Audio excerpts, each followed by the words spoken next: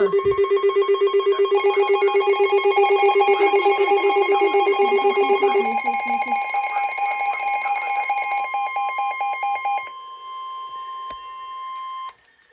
Weather Service in Sterling, Virginia has issued a special marine warning for Chesapeake Bay from Fools Island to Sandy Point, Maryland, Chesapeake Bay north of Fools Island, Maryland, until 8:45 p.m.